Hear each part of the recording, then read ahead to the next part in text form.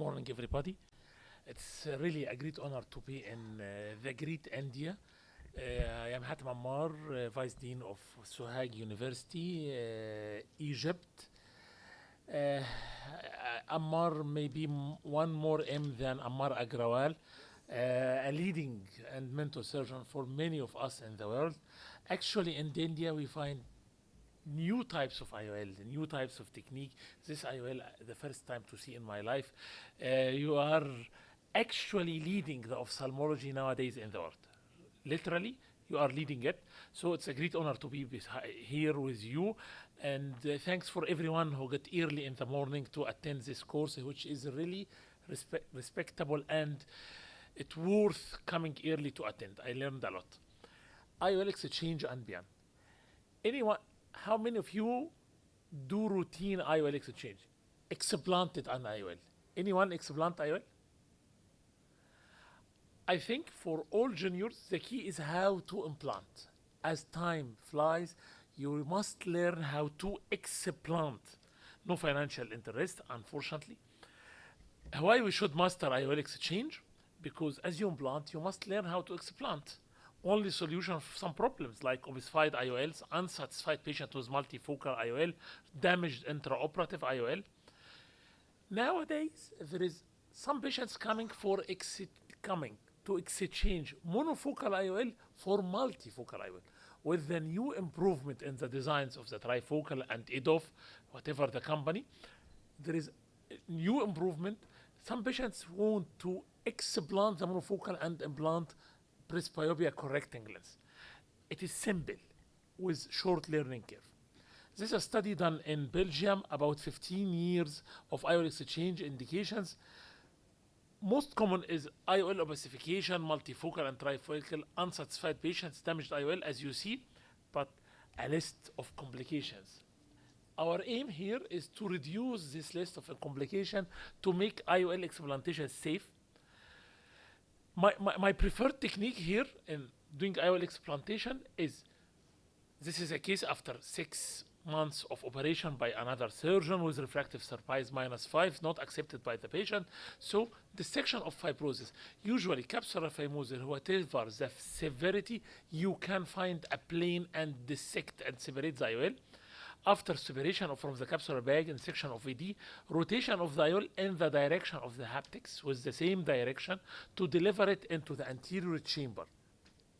Once you deliver the IOL in the anterior chamber, here my technique is to implant the new IOL in the bag to protect the posterior capsule. So I am in the safe side. If you can turn the light off, please.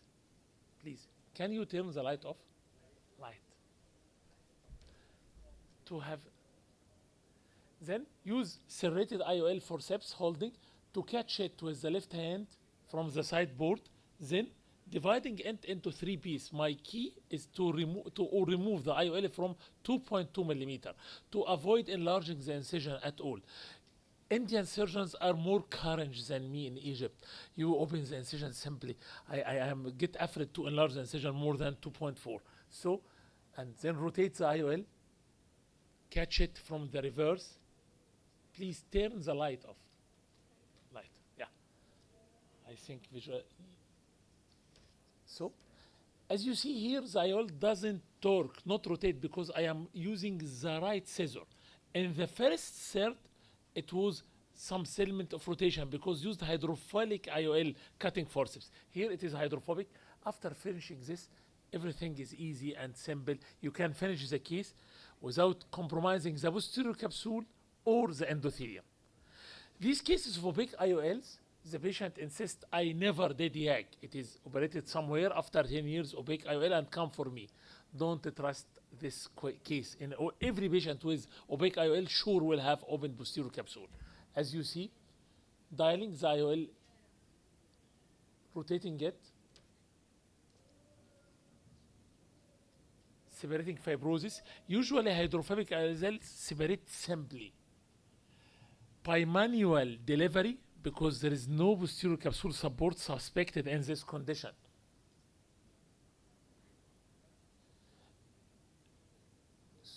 Sure, it is open posterior capsule. by manual deliver it into the. Here I don't have posterior capsule support, so no insertion of the new IOL, and take care to avoid losing one piece into the vitreous. Maybe the advantage of this technique, the IOL is supported by the haptics in front of the iris, cutting it simply into 3 parts, 1/3, handshake technique to explant this part, 1/3, the second third. Be delicate in maneuver to have good vision. Usually our patient not forgiving for less than 20/20 vision. Okay. Sure, there is vitreous loss. You need to do vitrectomy. Sweeping spatula test is a simple test to ensure there is a vitreous, or inject triamcinolone acetate. Personally, I don't prefer to inject triamcinolone. I lose the red reflex. I depend on seeing the vitreous using the coaxial illumination. Before insertion, you must inject adrenaline to dilate the pupil so you can support the IOL in the rexis.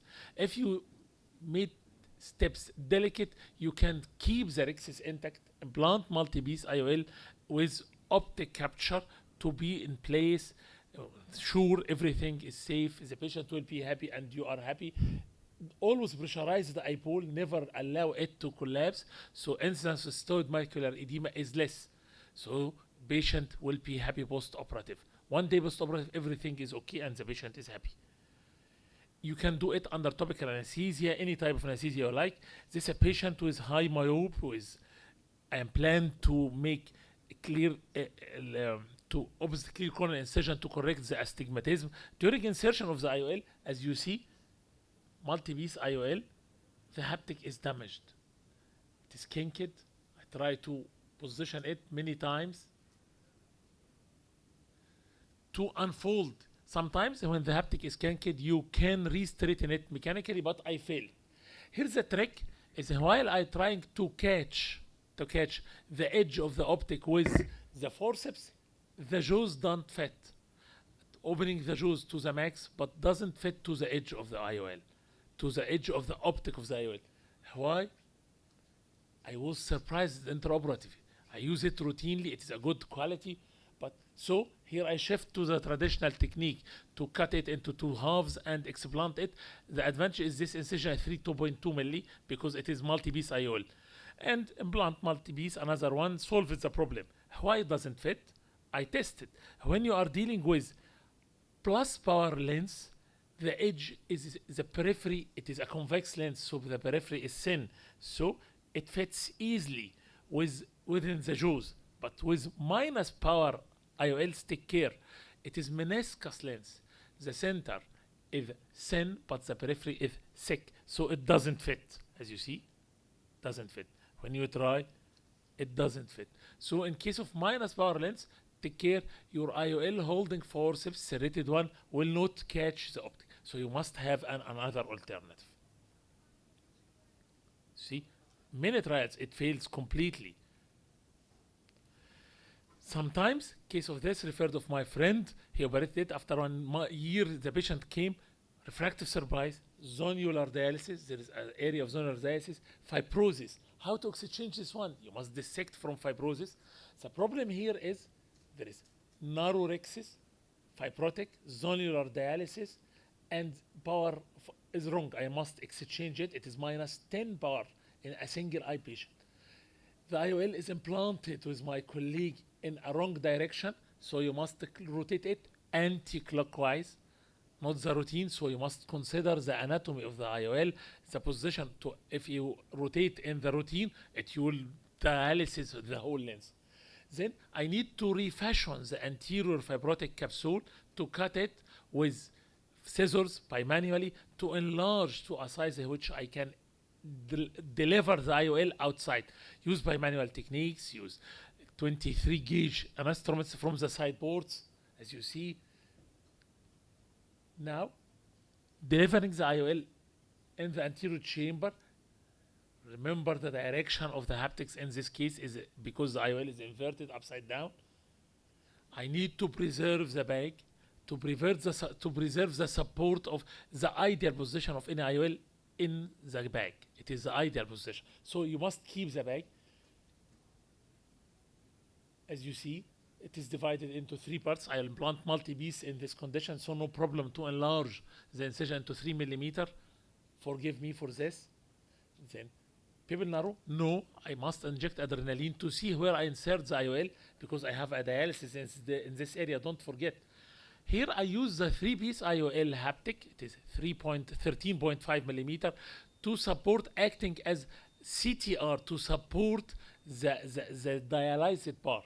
The area of zone of dialysis is supported by the haptic. No need to implant CTR in this condition. 1 day post-operative, as you see, the cornea is clear and the patient is happy. Sometimes the fibrosis is more aggressive like this. Yesterday I gave information on how to manage capsular phimosis syndrome, aggressive capsular phimosis. After 15 years, when you are going to exchange IOL like this, you can dissect the subcapsular fibrosis opening. Always you will find a plane between the edge of the capsulorhexis and the IOL. Here I find the edge, then dissect the fibrosis from the edge of the rhexis. Usually there is a subfibrous material attached to the capsulorhexis. No need to cut the capsule. I am dissecting it by manually. You can do it in many cases. Sometimes you fail, not always. Actually, no. You can dissect it by manually, manipulate it, but area usually of iris, haptic optic junction is very tough and you can dissect it. As you see, this is the edge of the rhexis is intact.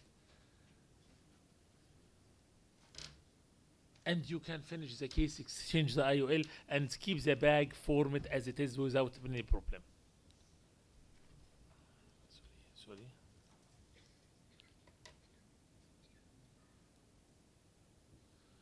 Sometimes in a case like this, although after 2 months of refractive surprise, the first case is operated by me, the IOL is of a premium IOL, and the patient was +3, which is not satisfactory for the patient. Some 3 months only, or 2 months, and the IOL is adherent. The behavior from patient to patient is totally different. You see, there is something like a sleeve around the haptics. You will see it here. No, it is 65 years old, not young. You see, there is some sleeve of fibrosis around the haptic. Here, you must have different options. Sometimes you need to cut the haptic and leave it in place. I am trying, I am surprised, by manually supporting with the left hand to avoid dialysis and damage of the zonules. It is very stuck. I plan to cut it, but surprisingly suddenly, as you see here, it is very, very fibrotic. Many trials and failed, and all of a sudden, as you see here, now the patient sudden cough, sudden agitation. I can't stand this surgery. This is the second time for me. You are killing me. So the plan is divided, is changed. Now nothing except add on IOL to put another IOL. Fortunately enough, it is plus power.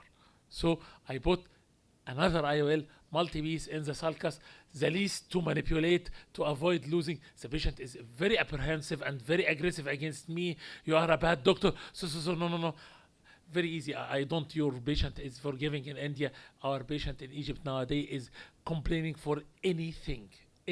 Sometimes you make the surgery more than excellent, but I'm not feeling satisfied. I start complaining, and in the court we will solve the problem. So sometimes you have another plans to cut the haptics, to remove, to implant, add on IOL, to save time. Take home message, different plans for every case. Always check your instruments pre-operative. Mastering explantation is a must as you do implantation of IOL. All of you are invited to the Egyptian Ophthalmological Society in Cairo this year in May 7 to 9, and thank you all. Thank you, Dr. AMMAR. Yes. Excellent surgeries, Dr. Hatem. Thank you. Actually, till 15 years or so post-op, you have tried to preserve the posterior capsule. So Yeah. is there any cutoff point beyond which you think that it's fibrotic and I should not try to preserve it, rather to take it out, like struggling with removing the haptic? Any You mean remove the whole complex IOL with, as long as the IOL in place and the zonules as good, I try to preserve. Those cases with sozo exfoliation, all of us know with time, many cases which implanted 20 years ago come with IOL back complex, subluxated or dislocated. These cases are growing to increase nowadays as the patients are getting older. In this case, I usually, if it is completely removed from the pupillar plane, dislocated from the plane, I remove it completely and shift to some Orgoffiamani technique, iris glue lens. It depends about the condition of the iris. But if there is good zonules, I always try to keep the IOL in the natural place, in the posterior chamber of the eye. If the zonules are good, it can withstand many manipulation. You are cutting and manipulating and removing by manual, usually withstand. But if it is subluxated, so usually it will remove it. Or take some suture, but the key, no one side suture. One side suture usually dislocate into the other side. Thank you, thank you. Great presentation. We are coming to end of the session. Like you suggested to put the IOL, the second IOL behind, Yes. above the previously placed IOL. Behind. First you place the IOL, then you put the, you wanted to explant it. Yes. Then my If question you was- have intact posterior capsule, yeah. and sure about that, not in case of opaque IOL. In Yeah. case of opaque IOL, 100% the first solution with opaque IOL is to do a laser. Most of people consider it is a problem of posterior capsule, not the IOL. So do you work after time, IOL get more opaque and you can't see the posterior capsule. But if you are sure posterior capsule is intact, I prefer to implant the first, the new IOL, correct one, before explanting the bad one, to protect the posterior capsule. My question was, how do you protect the endothelium? Like it looks very, if the patient is hyperopic, we don't have much space in the anterior chamber. Like, is a high chance of Hyperopic damaging- patient, you don't have space when you have the patient phakic. Yeah. But when pseudophakic, no, there is a good space. It is the solution for hydrophobia, for hypermetropia, and to prevent angle closure glaucoma is to do refractive lens exchange. As you know, the natural lens is about 4 millimeter in thickness. The artificial IOL is about 1 millimeter, 1.5 millimeter. So usually, pseudophakic, you have a space. And using, endothelial protection, sure, methyl cellulose, I routine do soft shell technique in all my cases. Thank you.